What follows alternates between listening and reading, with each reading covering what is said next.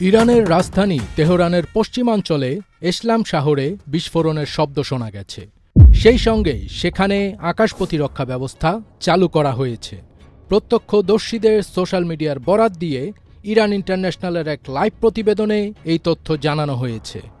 তবে ঠিক কী কারণে এই বিস্ফোরণ হয়েছে, এতে কী পরিমাণ ক্ষয়ক্ষতি বা হতাহতের ঘটনা ঘটেছে, সেই সম্পর্কে বিস্তারিত কিছু জানায়নি সংবাদ মাধ্যমটি। ইরান ইন্টারন্যাশনালের পোস্ট করা ভিডিওতে দফায় দফায় বিস্ফোরণের শব্দ শোনা গেছে, সেই সঙ্গে আকাশে আলোর ঝলকানি দেখা গেছে। এর আগে 12 দিনের সংঘাত শেষে ইসরায়েলের সঙ্গে ইরানের যুদ্ধবিরতি শুরু হয়।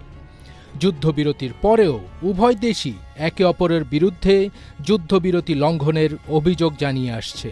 সেই সঙ্গে ইরান দাবি করেছে যুদ্ধবিরতি হলেও ইসরায়েল যে কোনো সময় আবারও হামলা চালাতে পারে। এদিকে ইয়েমেন ভূখণ্ড থেকে ইসরায়েলকে লক্ষ্য করে ব্যালিস্টিক ক্ষেপণাস্ত্র ছোড়া হয়েছে।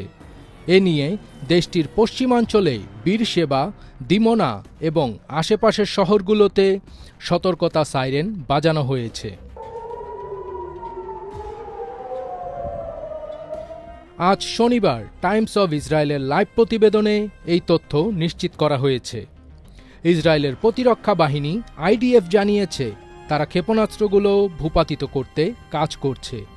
ইসরায়েলের পক্ষ থেকে দাবি করা হয়েছে ইরান সমর্থিত ইয়েমেনি হুথি বিদ্রোহীরা এই হামলা চালিয়েছে। আইডিএফ কিছুক্ষণ পর জানায় তারা হুথিদের ছোড়া ক্ষেপণাস্ত্র সফলভাবে ভূপাতিত করেছে। এছাড়া এতে কোনো হতাহতের